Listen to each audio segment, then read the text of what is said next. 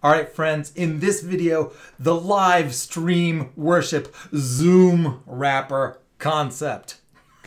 Zoom wrapper, what's that? All right, I want to share with you a strategy that I've shared with some congregations. They've started to experiment and had some success with this. We're talking, how do you make, when we're dealing with multi-platform worship, gathering in your sanctuary, wherever you're worshiping, physically, offline, and live streaming, and trying to engage with people online, how do you make it work for everyone?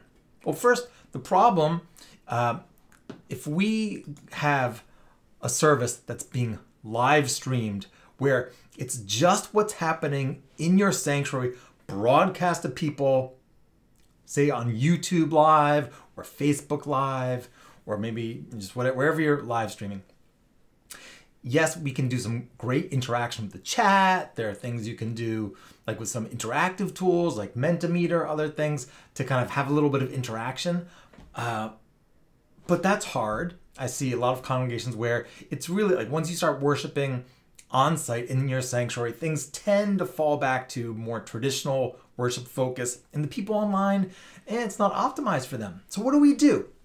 So talking to a number of membership professionals recently, ministers, worship teams, one of the things I recommended was, well, if we want to have real human interactions, whether you're going to your congregation on site for worship or online, that we want to make sure that people are having conversation, connection, not just watching a live stream, right? We're not just watching the live stream.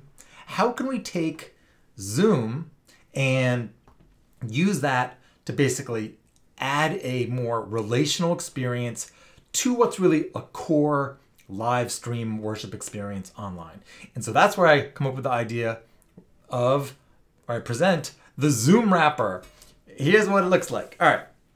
First, we want to optimize what's happening for newcomers. Newcomers need a way to, if you're going to invite them to worship as the first thing they do, and even though I think it's good to have newcomer events where you're trying to get people into specific newcomer gatherings, smaller group, well-facilitated, fantastic events, many of you are really still pushing worship as the first step to get involved. If that's the case, you need a way to meet and greet people. So what do?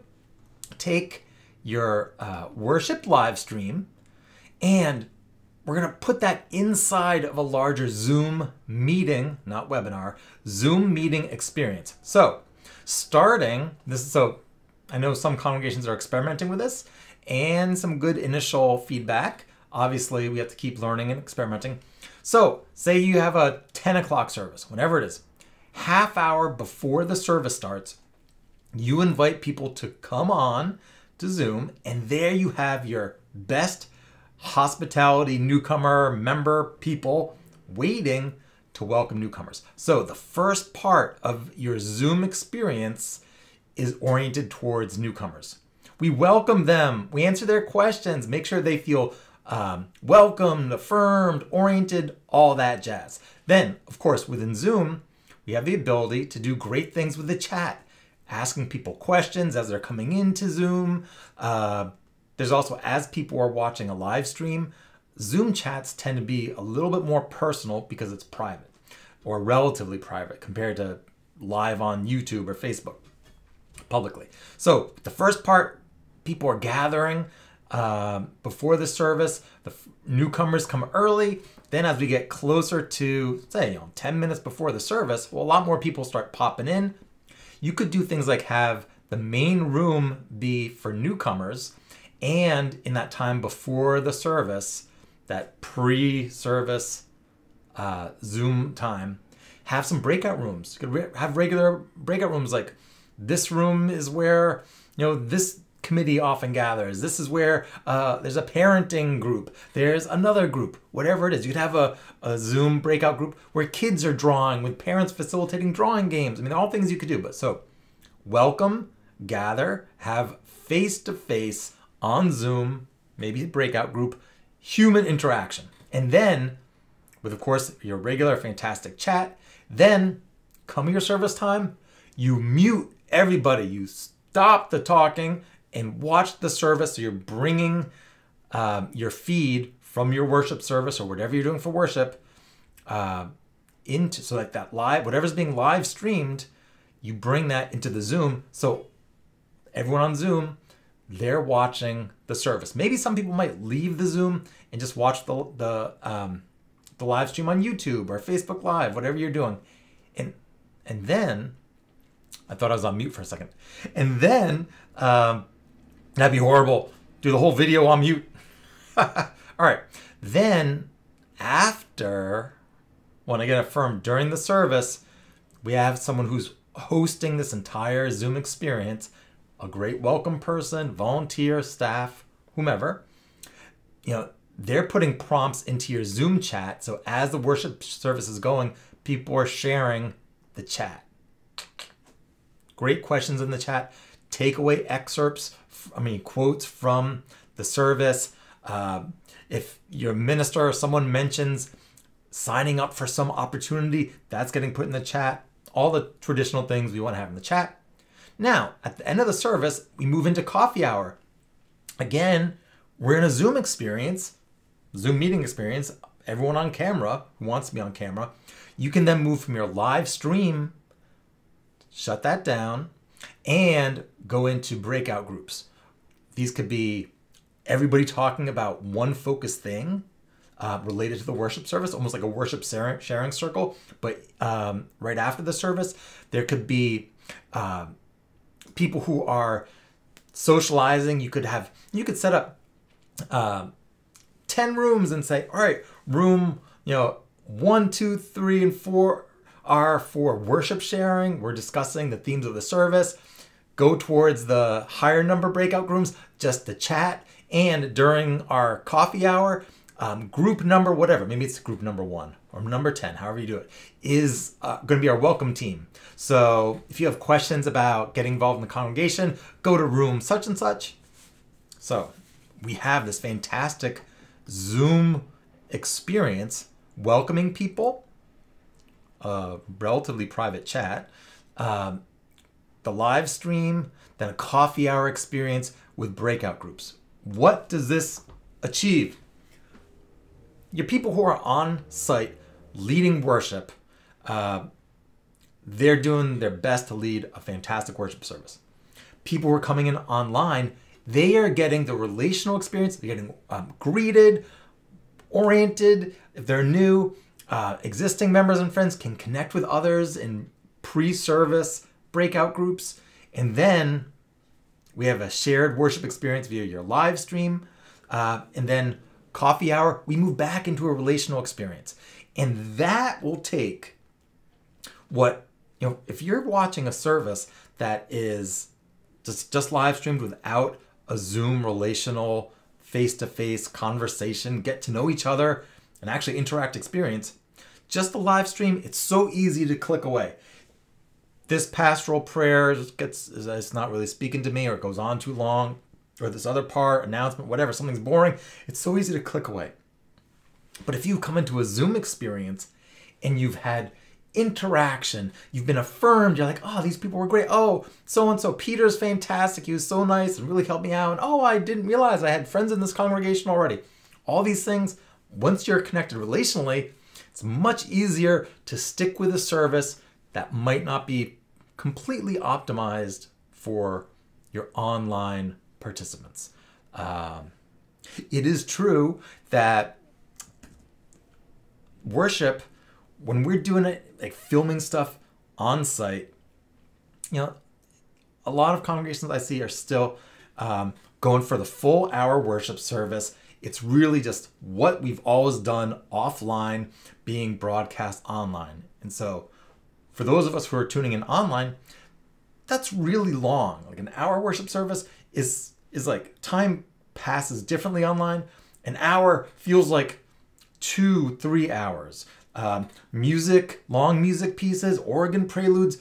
A newcomer, it's going to be hard to deal with that. So if you look at what's happening in the larger Christian church world, there's online services getting shorter, and they're focusing on delivering the message, great focused experience, getting people into other small group online experiences, really focusing on a faster paced, more edited, focus, make some choices, worship service that is advancing their ministry goals, which is not boring people to death. I said it.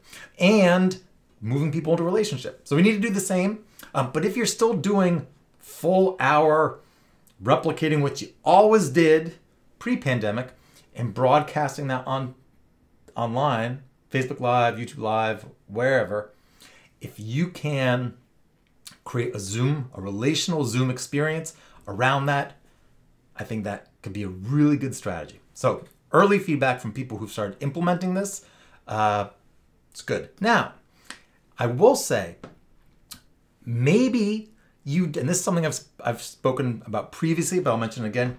Maybe you don't live stream the entire service within your Zoom. So maybe you have the welcome, newcomers come, and then when you get to the service, you all start together, do your sermon, your core message, the first half of the service, okay, all the way up through like traditionally, if you're still doing offertory in the middle of the service, you do your opening all together, your core message, your featured music pieces, and then get halfway through to the offertory. And when you move into doing more community-focused things, announcements, sharing joys and sorrows, maybe pastoral prayers, maybe, and this is just an idea, maybe you could stop the live stream within the Zoom and have that portion be led within the Zoom meeting by a different worship associate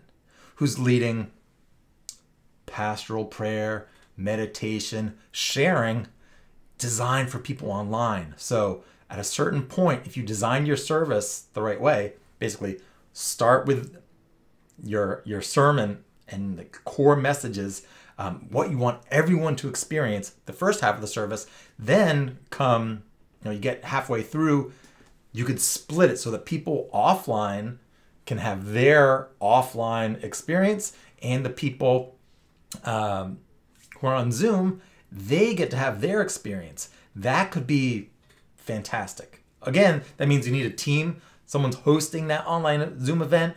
They're welcoming people. There's maybe another worship associate. This is not rocket science.